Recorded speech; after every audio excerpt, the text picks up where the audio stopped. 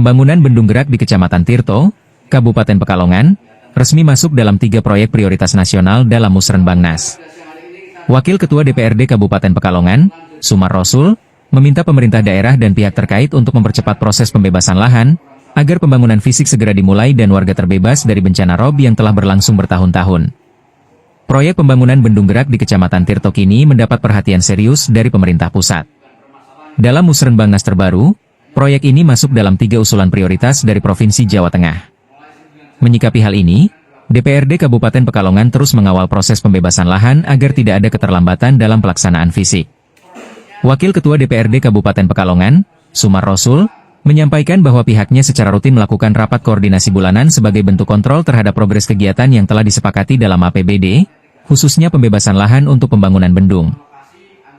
Kami ingin agar ini estafet dan tidak berhenti, karena masyarakat sudah menanti lama.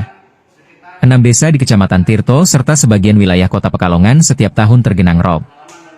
Warga sangat berharap ada perubahan, ujar Sumar Rosul, Selasa, 20 Mei 2025. Menurutnya, proses pembebasan lahan menghadapi tantangan karena sebagian tanah dikategorikan sebagai tanah musnah, yang memerlukan mekanisme khusus melalui skema kerohiman atau tali asih.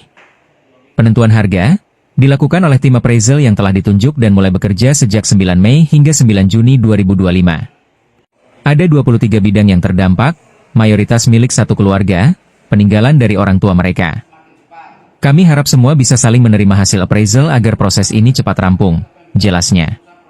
Sumar menambahkan, bahwa anggaran pembebasan lahan telah disiapkan sekitar 1 miliar rupiah, mencakup biaya appraisal, tim teknis, hingga pematokan. Jika dana tersebut tidak mencukupi, DPRD siap menambahkannya melalui perubahan anggaran. Kami minta eksekutif mempercepat kegiatan ini, supaya Juli sudah selesai.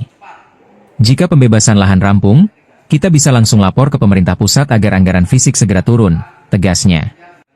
Pembangunan bendung gerak Tirto direncanakan menelan anggaran hingga 700 miliar rupiah. Kemudian, untuk rapat pemantauan lanjutan dijadwalkan kembali pada 16 Juni 2025 untuk memastikan setiap tahapan berjalan sesuai target.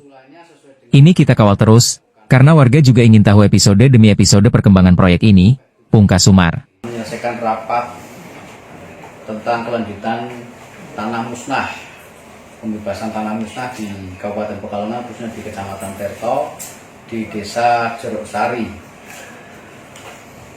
Sebagai episode kelanjutan, beberapa bulan yang lalu kita selalu tiap bulan mengagendakan rapat itu karena menjalankan fungsi kontrol kita terhadap kegiatan yang telah kita sepakati dalam APBD untuk pembebasan tanah musnah di Kecamatan Tirto sebagai lahan untuk pembangunan bendung gerak dalam rangka mengatasi banjir rob di Kecamatan Tirto, Kabupaten Pekalongan yang telah berpuluh-puluh tahun menggenangi 6 desa di Kecamatan Tirto, antara lain Desa Tegaldowo, Jeruk Sari, Mulyorejo, kemudian Sepacar, dan Samborejo. Sebagian juga Kota Pekalongan.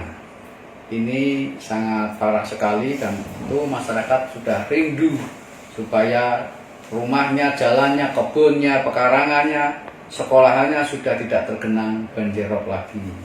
Untuk itu kita estafet ya, supaya ini cepat selesai.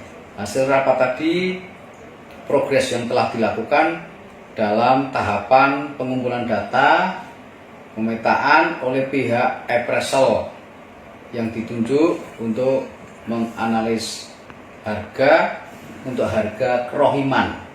Jadi ini lambatnya karena ada regulasi baru tentang tanah musnah. Kalau tanahnya itu nggak musnah mungkin sudah selesai sudah lama. Tapi karena kategori tanah musnah 2,5 hektar dan yang 1 hektar itu tidak tanah musnah, maka yang regulasi tanah musnah ini agak cukup ribet, cukup lama, sehingga harus menggunakan regulasi kerohiman. Ya. Kerohiman itu ya semacam tali AC lah ya. Walaupun nanti harganya akan ditentukan oleh pihak appraisal.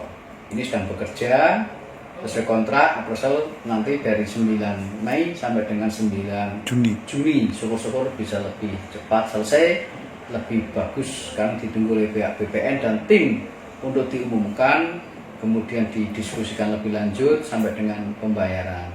Sementara ini masih dalam tahap appraisal nanti, karena skema tanah musnah kan dilakukan pemberian kerohiman kepada para pemilik tanah.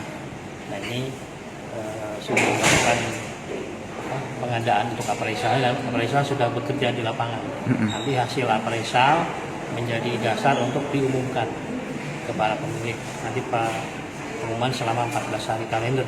Jadi diberikan kesempatan kepada para pemilik untuk apakah akan melakukan reklamasi atau rekonstruksi.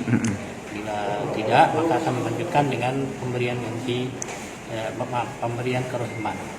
Tapi pemberian kerohiman dilakukan oleh tim terpadu. Jadi tugas kami sampai dengan penyusunan bersalah dengan diumumkan selama 14 hari.